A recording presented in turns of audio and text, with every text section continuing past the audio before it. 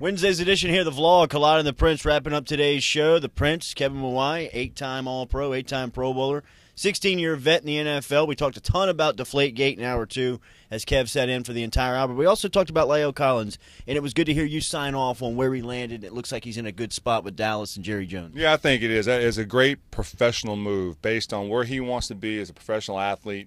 2-3 years down the road, he's going to be on offensive line. It's going to be considered one of the best offensive lines going into the NFL. You got 3 Pro Bowlers, one really veteran guy that could open up a spot in a year or two for him to move out to the tackle position. He's going to fight for the left guard spot, but it's a great opportunity for him to be with a team that has a proven quarterback, a proven offensive line, and is going to be in the playoffs. So it's a great move for long-term for La'el Collins. Got to wrap up this Deflategate stuff for us. Have you seen the penalties come down? 4 games for Brady, a first-round pick this year, a 4th-round pick next year, $1 million to the organization. What do you kind of read into the entirety now that it's done? I think the NFL wants to get this thing behind them, get this off the news cycle, and let it be something about positive about mini camps and training camps and things like that.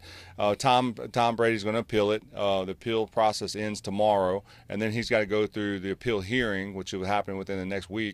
And then I think the way the NFL usually works is if something gets rescinded or whatever, it'll be reduced from 4 to 2 games, which still is a significant loss for the Patriots because of the starting quarterback situation.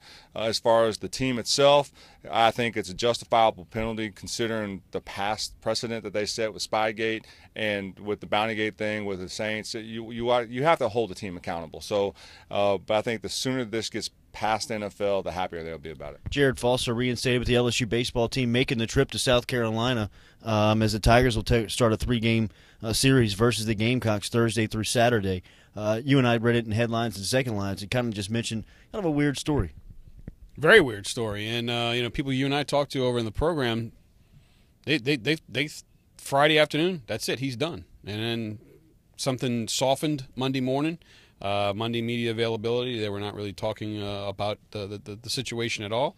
Certainly leads to yesterday finding out that Jared Foster's not only academically back on the has won his appeal, but was reinstated to the team, and now he's going to travel to South Carolina. It's an interesting situation, and I'm very curious to see how how the time off did for Foster. Is he right back into the starting lineup, or is there some sort of other penalty that Paul Mainieri will make him pay for the academic situation he got himself into? Monty Williams dismissed down in New Orleans. We talked to Ryan Russillo from SVP and Russillo. Something's going on with their show. It's dissolving before fall, but he's one of the great NBA guys up there in Bristol that covers the sport.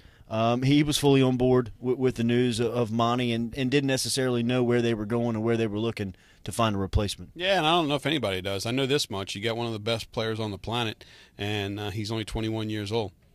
That's a good negotiating chip. Pretty good. Hey, you want to come coach Anthony Davis? Sure, I'll be there. I mean, that's pretty much what it is.